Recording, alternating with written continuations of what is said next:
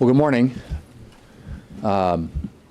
Leader Chuck Schumer may think that every day that goes by, the shutdown gets better for the political prospects of the Democrats, but every day that it goes by, it gets a lot worse for the American people. Now, Democrats, senators might start to feel that a little bit personally when they try to fly out of airports and you see some of the impacts that are already occurring with respect to TSA and air traffic control. And families around the country are already seeing the impacts, and it's about to get a whole lot worse.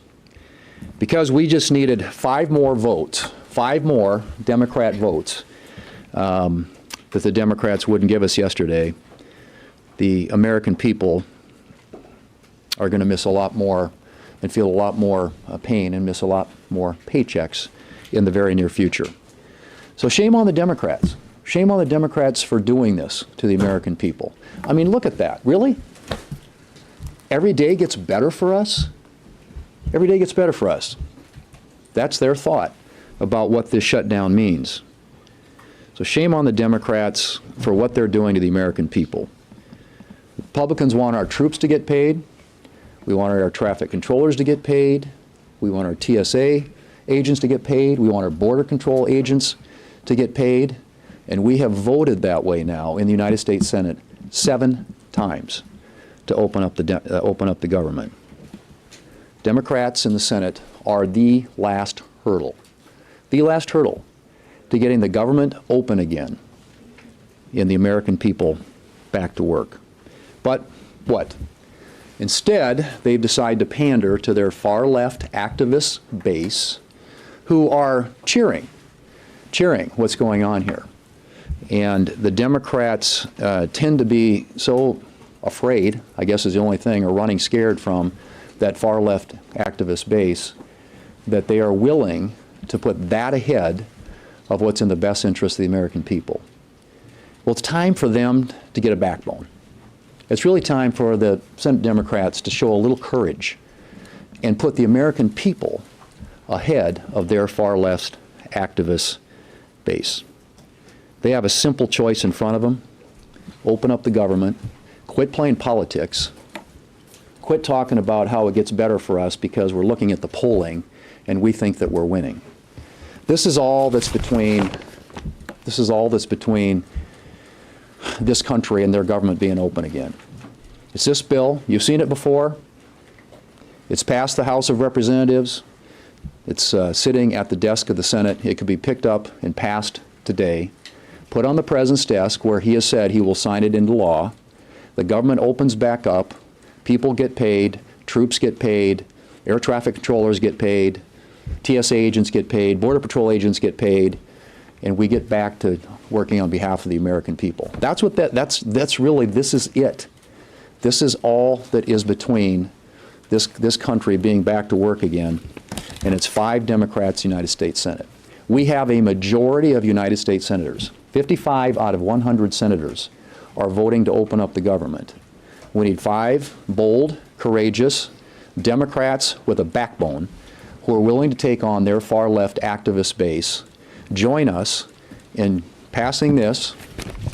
Could do it anytime, anytime. Send it to the President, he'll sign it into law. It's that simple.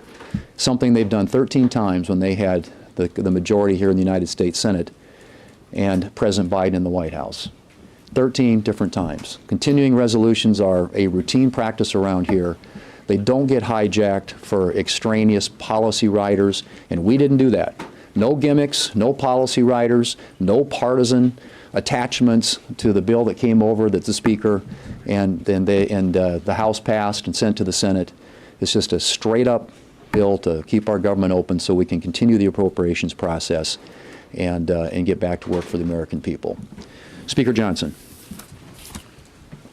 I want to thank Leader Thune for strong principled leadership over here in the Senate. They have held the line and done the right thing.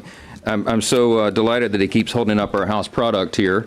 Obviously, this is something we're very proud of. Why? Because it is a clean CR. And what is so historic about what's happening right now is that never in history, never before have you been able to write that a party closed the government over a clean CR. This is the first time. These political antics are frankly ridiculous, and real Americans are being hurt.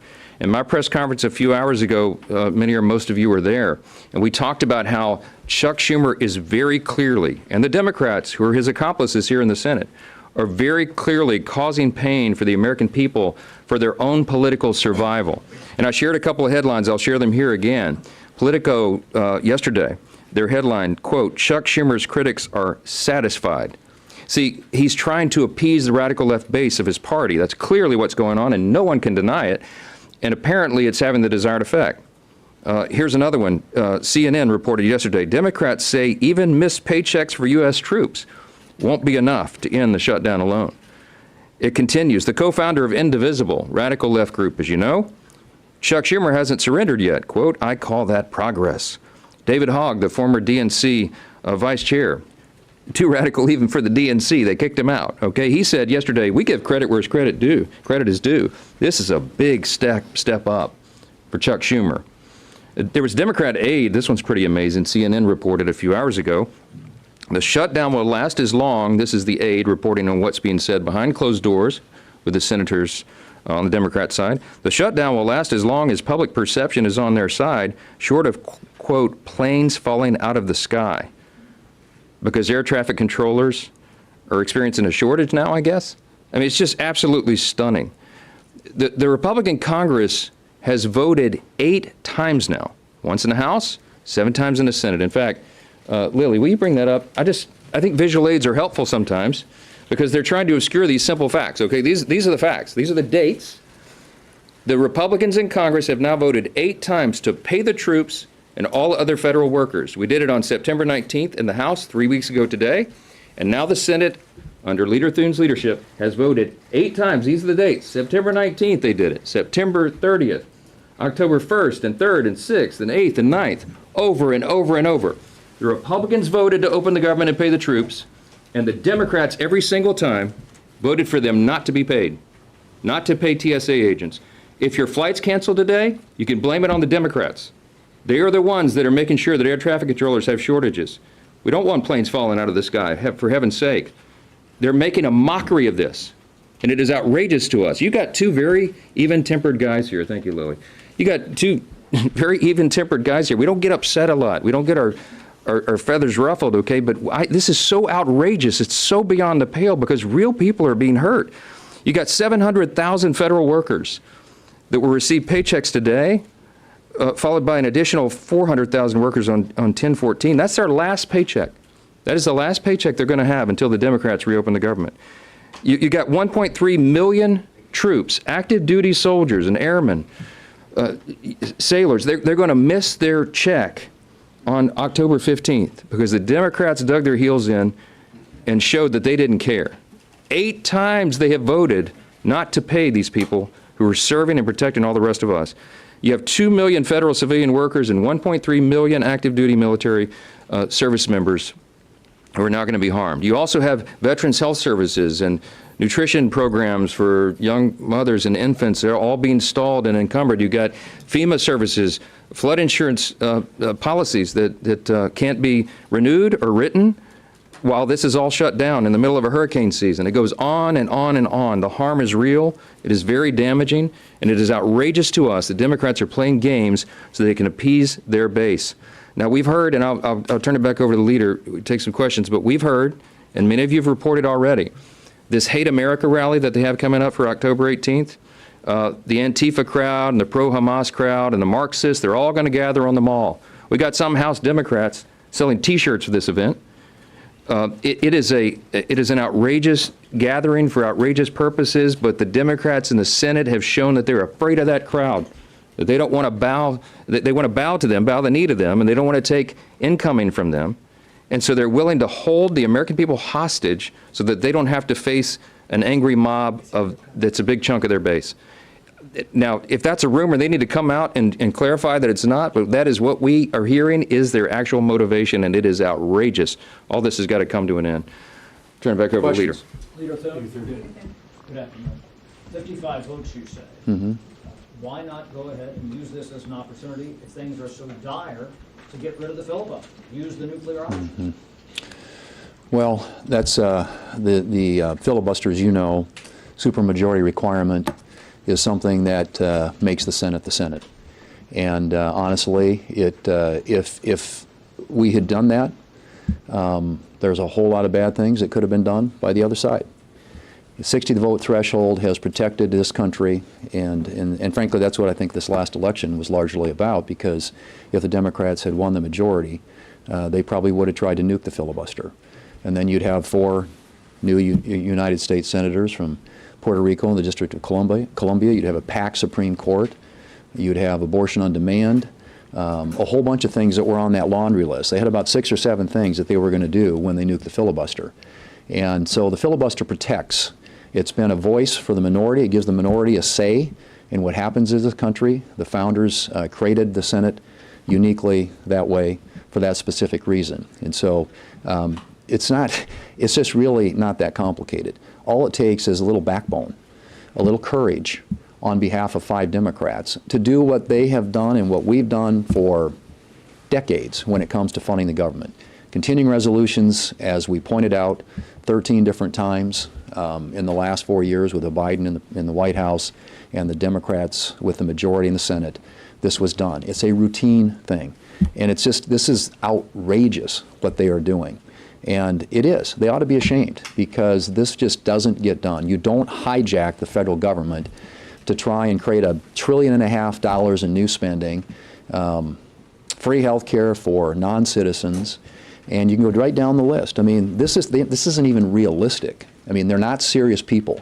And it's time they came to their senses and did the right thing for the American Are people. you feeling any pressure on the filibuster? No, nobody's pressuring. Well, there's always pressure on the filibuster, sure. Yeah. I mean, there are folks out there who think that is the way we ought to do things around here, simple majority. But I can tell you that the filibuster through the years has been something that's been a bulwark against a lot of really bad things happening to the country. Yeah. Wherever. Okay. He suggested that a military pay bill cannot pass the Senate. Is that your understanding? Do you think a military pay bill would be blocked by Democrats? Well, there's a military pay bill right here. I mean, I just don't know what I honestly, this pays the military. And all they have to do is pick it up at the desk, give us 5 votes, and the military gets paid.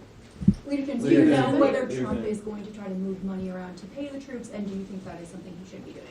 I suspect that they're probably going to be, pretty soon. They're going to have to do some things. I think, to their credit, the White House has now for 10 days laid off doing anything in hopes that enough Senate Democrats would come to their senses and do the right thing and fund the government. But now, now that we're getting to these where people are going to start missing paychecks, this gets real. This gets real for families, a lot of military families who live paycheck to paycheck, a lot of American families who live paycheck to paycheck who are federal employees. And so I just think that the White House, my expectation is, yes, they're going to have to start making some decisions about how to move money around, which agencies and departments are going to be impacted, which programs are going to be impacted, which employees are going to be impacted. That's what a shutdown does. You put the administration and this presidency in a position where they're going to have to make some hard decisions. Yesterday you discussed, or you reported that you discussed giving a date certain for a vote, or giving some sort of assurance that there would be a vote on a Obamacare tax credit bill. Could you talk through that, what you're thinking, and what happened there? Well, I mean, I think that the Democrats, there are some Democrats who I think are reasonable enough to know this is not a sustainable position for them, who are looking for a way to get something in this conversation that would enable them to have the issue that they say they care about here addressed. And I've said all along, I'm open to that. I think the speakers expressed that we get the government opened up again, and we're willing to have that conversation. Yeah, and frankly, so those are some things that I think are perhaps real possibilities, but it doesn't happen absent voting to open up the government. And so the Democrats who are interested in that sort of a some sort of pathway on that, need to, again, come to their senses and vote to open the government. But just to follow up on that, Mr. Leader, are you going to have any conversations over the next couple of days with Leader Schumer about that? And, you know, to Jake's point, I guess, do you feel like maybe you're getting closer to an off-ramp here? Well, I think Leader Schumer is checked out. I don't think this is going to happen. I think this is going to happen organically with enough reasonable Senate Democrats who care enough about doing the right thing for their country and not what's in the best interests of their left-wing political base to come forward and help us find a solution. And those conversations continue. But, you know, the insistence of the Democrat leadership on their plan or nothing else is, I mean, I don't know how do you even come forward with a proposal that has $1.5 trillion in new spending, wipes out everything that we did last summer with the reconciliation bill, including the $50 billion that goes to rural hospitals, and wipes out all the provisions that banned free health care to non-citizens. I mean, really? You think that's going to pass the Senate or even come close to getting a vote in the House or a signature by the President? What they're talking about is unserious. It's been unserious from the very beginning. So, yes, if they want to sit down and talk about opening up the government and doing some of the things that I've suggested and we've suggested, which is, you know, allowing the conference committee to work on the 3 appropriations bills we passed, bringing other appropriations bills to the floor so we can start funding the government the old-fashioned way, and there's an interest on both sides in doing that. And yeah, a conversation about what we do on the expiring enhanced ACA subsidies. And there's a lot of conversations going on around that. But that doesn't happen until we get the government open. Last question. Last question. I had a call with the Freedom Caucus. I wanted to know, I was at a call with the Freedom Caucus, and you said you were working on rescissions, and that rescissions would come up again, potentially. Rescissions is something that the Democrats have said is a reason that perhaps there's a lack of trust. Can you both address the question of trust with the Democrats, as well as what rescissions are you talking about? Let's talk about trust. Who's in good faith? We sent over this clean document. We didn't load it up with any partisan priorities because we're not playing games here. We wanted to keep the lights on so that we can continue the appropriations process to spend the taxpayers' money more responsibly. I did a conference call within the last hour with the House Freedom Caucus and a lot of journalists, and one of the questions was, are you all concerned about the national debt? You darn right we are. The Republicans are. The Democrats don't seem to care. We crossed this $37 trillion threshold. It is not a sustainable situation. It took us a long time as a nation to get into this financial hole, and we are doing everything we can in every possible way to get us back to sound fiscal responsibility. And what does that include? Well, not only an infusion of pro-growth policies like we implemented with the One Big Beautiful Bill, the Working Families Tax Cut package, so many things that are going to help the economy short-term and long-term. But also we have to reduce spending. We have to. The government spends too much. It's too large. It does too many things. It does almost nothing well. As Reagan used to remind us, government is not the solution to the problem. Government is the problem. And so are we in favor of reducing spending? Yes, that we're trying to do that in a responsible manner. The reconciliation package that we passed saves $1.6 trillion of taxpayer funds. We eliminated fraud, waste, and abuse. We worked towards efficiency to get the government working better for the people. We're proud of that. There's no legislative body in the history of planet Earth that's ever saved $1.6 trillion or anything close to that. But it's the first of many steps. So we have to appropriate at lower, more responsible levels, not in a way that disenfranchises or hurts any American that relies upon vital services, but in a way that makes government work better for people. We're excited about that. A rescissions package is part of our process. I know the Democrats hate to cut spending in any way, in any form. But we are for that because we have to make government work better for people. If you look at the polling, the people's faith in the federal government is at an all-time low. Why? Because they don't see that it's being done well. And we are doggedly determined to get back to those principles. And so the Democrats are going to decry any limitation of spending. Watch them. Have you ever seen a Democrat ever want to reduce a federal program? Reduce the size or scope of government? No. They always want to spend more. We cannot afford to do that. We have to do it better. The Republican Party are the ones that are going to return us to fiscal sanity, and all of this is part of that. This simple CR is part of that. We didn't load it up with partisan priorities. We tried to make it simple because we had appropriators in the Republican and Democrat parties who joined together and said, in the House, and said, you know what? Give us 7 more weeks. Give us until November 21st. Let's keep the lights on. Very simple, clean measure, as simple as possible. Keep everything at status quo so we can work together and come to consensus to spend the taxpayers' money more responsibly. Yes, yes, we're committed to that. Thank you all. Thank you, everybody.